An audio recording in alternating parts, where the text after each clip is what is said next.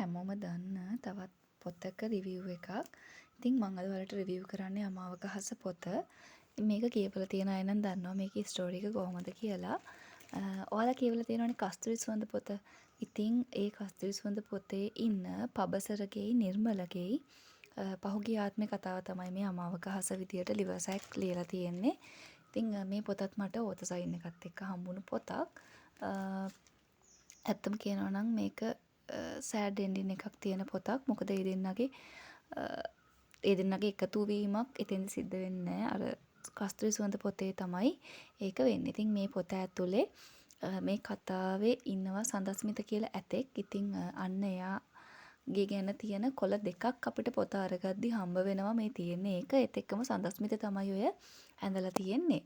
ඉතින් මේකේ ඇත්තටම අපිට මේන් කැරක්ටර්ස් ගොඩාක් හම්බ වෙනවා. මෙතනින් මේන්ම වෙන්නේ අජන සහ පවිත්‍ර කියන දෙන්න වගේම සඳස්මිත කියන ඇතා. ඉතින් ඇත්තටම අජන කියලා කියන්නේ ඇමති කෙනෙක්. පවිත්‍ර කියලා කියන්නේ වනජීවී කාර්යාංශයක වැඩ කරන පුද්ගලයෙක්.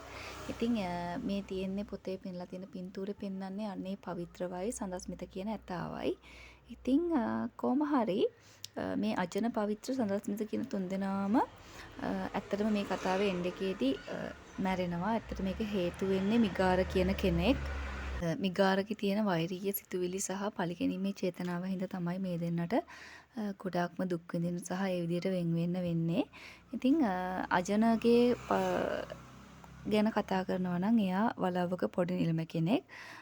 පවිත්‍ර කියන කෙනා මැරිලා නැවත ආත්මයක් මිනිස් ආත්මයක් ලබාගත්තු කෙනෙක්. එතකොට එයා අජන ඉන්න කාලේ සවිත්‍ර විදියට තමයි ඉඳලා තියෙන්නේ. එතකොට මිගාරයි සවිත්‍රයි කියලා කියන්නේ කලින් ආත්මේ සහෝදරයෝ. ඇත්තම කියනවා නම් සවිත්‍රවත් පවුලට අරන් හදාගත්තු කෙනෙක් නිසා මිගාර කැමති නැහැ එයාට. ඉතින් ඇත්තටම ওই ප්‍රශ්න මතුවෙන්නේත් මිගාරගේ සවිත්‍රට තියෙන අකමැත්ත හින්දා තමයි. ඒත් එක්කම සවිත්‍රගෙයි අජනගෙයි අතර සම්බන්ධයක් ඇති වෙනවා. ඉතින් ඔයාලට තේරෙනවානේ දෙන්නම පිරිමි ළමයිනේ. ඉතින් ඒකට අජනගේ ගෙදරින් කැමති වෙන්නේ නැහැ. ඉතින් ඒ හින්දා අන්තිමේදී අජනගේ අම්මයි මිගාරයි නිසා තමයි ගොඩක්ම මේගොල්ලන්ගේ මේ ශෝකාන්තේ ලියවෙන්නේ. ඉතින් මම කිව්වා වගේම සඳස්මිත කියලා ඇතෙක් ඉන්නවා. ඉතින් එයාගේ අම්මා තමයි වෛරී කියලා කියන්නේ. ඉතින් අජනගේ අම්මා මිගාරත් එක්ක එකතු වෙලා ඒත් එක්කම වලව්වේ වැඩ කරපු බණ්ඩ කියන පුද්ගලයෙකුත් එක්ක එකතු වෙලා කට්ටඩියෙක් හොයාගෙන වෛරීව කුලප්පු කරලා වෛරිලවා සවිත්‍රව මරවනවා. ඉතින් එතෙන්දී සවිත්‍රගේ ඇතා වෙච්චි සඳස්මිත එයාගේ අම්මත් එක්ක සටන් කරලා සඳස්මිත අතින් අම්මව මැරෙනවා. ඉතින් කොහොම හරි මිගාර අන්තිමේදී සඳස්මිතවත් මරනවා. මොකද සඳස්මිත කියලා කියන්නේ සවිත්‍රට විතරක්ම හීලා වෙච්චි අලියෙක්. ඉතින් අන්තිමේදී මිගාරගේ තරහ ඒත් ඉවර වෙන්නේ නැහැ. ඉතින් එයා කරන්නේ ඊට පස්සේ කට්ටඩියෙක්ව හොයාගෙන ගිහිල්ලා බන්ධනයක් කරන්න තමයි යන්නේ. ඉතින් මේක බලගතු එකක් අමාවක රැයක තමයි කරන්නේ. ඉතින් මෙතෙන්දී කට්ටඩිය කියනවා සඳස්මිතගෙයි එතකොට සවිත්‍රගෙයි දෙන්නගෙම කකුල් වල අවශේෂ ගියන්න කියලා. ඒත් එක්කම අර විලංගු දානවනේ ඒගොල්ලන්ගේ ඇත්තුන්ගේ කකුලට අන්නේ විලංගුත් එක්ක තමයි අරන් එන්න කියලා කියන්නේ.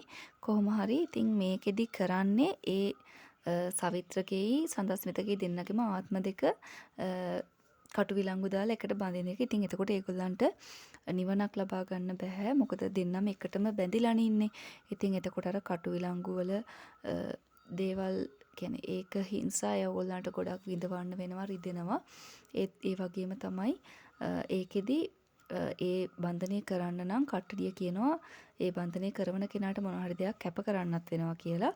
ඉතින් එතෙන්දී මිගාර කියන්නේ එයාගේ කවදාවත් සංසිඳෙන්නේ නැති වෛරය තමයි කැප කරන්නේ කියලා. එතකොට කොහොම හරි අජන මේ දේවල් වෙනකොට ඉන්නේ කැම්පස් ගිහින්. ඉතින් එයා ආවට පස්සේ දකිනවා අර මේ කකුල් වල අවශේෂ අරගන්න සවිත්‍රගේ මිනිවල හාරලා තියෙනවා. ඉතින් කොහොම හරි එතෙන්දී අජන බණ්ඩ කියන කෙනාවත් බය කරගෙන වෙච්ච දේවල් අහගෙන ඒ කට්ටඩිය හම්බෙන්න යනවා. ඉතින් ඒ ගියාට පස්සේ කට්ටඩියකින් අහනවා කොහොමද මේක අපිට කපන්නේ කියලා. එතකොට එයා කියනවා එක ක්‍රමයයි තියෙන්නේ ඇතාව නම් නිදහස් කරන්න බෑ. නමුත් පුද්ගලයව නිදහස් කරන්න පුළුවන්. හැබැයි ඒකට කෙනෙක්ට ඒ වෙනුවට මේ බිලි වෙන්න වෙනවා කියලා. ඉතින් එතකොට අජන කියනවා මේ සවිත්‍ර නැති ලෝකයක් එයාට වැඩක් නැහැ. ඒ නිසා එයා ඒකට කැප වෙන්න ලෑස්ති කියලා. එතෙන්දී අර කට්ටඩිය කියනවා ඒක ලේසි නැහැ. මොකද සවිත්‍රයි සඳස්මිතයි කියන්නේ දෙන්නම මැරුණු අයනේ.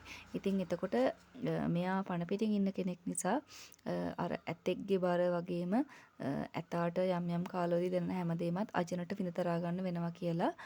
ඒ විතරක් නෙමෙයි අජන කවදාවත් මේ දේ හන්දා වයසට යන්නෙත් නැහැ මැරෙන්නෙත් නැහැ කියලා. ඉතින් අජන ඒත් කැමති වෙනවා. මොකද එයා ඒ තරමටම සවිත්‍රට ආදරෙයි. ඒත් එක්කම එතකොට අජන අහනවා කවදාවත්ම මේ දෙන්නට මේකෙන් නිදහසක් වෙන්න ලැබෙන්නේ නැද්ද කියලා. එතකොට කට්ටඩිය කියනවා ඒක වෙන්න පුළුවන්. සවිත්‍ර ආය ආත්මයක ඉපදිලා ඒක මනුස්ස ආත්මයක් වෙලා දැන් අජනකේ සවිත්‍රකේ අතර තියෙනවා වගේ සම්බන්ධයක් ආයිත් ඇති වෙලා එයාම මේ හුනියම ගැන දැනගෙන ඒ දේවල් කැපුවාම තමයි මේක ඉවර වෙන්නේ. එතකොට ඒ බන්ධනෙත් බිඳිනවා.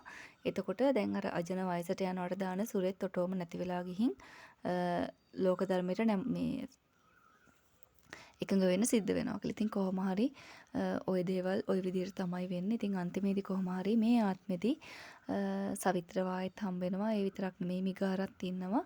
ඉතින් කොහොම හරි සවිත්‍රට මේ දේවල් මතක් වෙලා අන්තිමේදී එයා මේ බන්ධනය කපනවා. ඉතින් එයාට තේරෙනවා සඳස්මිතයි අජනයි කොච්චරනම් දුක් විඳලාද කියලා.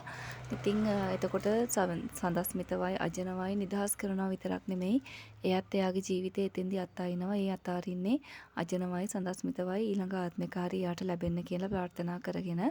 ඉතින් මං හිතන විදිහට කස්තුරි සුවඳ කතාවේ පබසර තමයි මේ අපේ කතාවේ චරිත වෙච්චි පවිත්‍ර එහෙම නැත්නම් සවිත්‍ර විදිහට හිටියේ.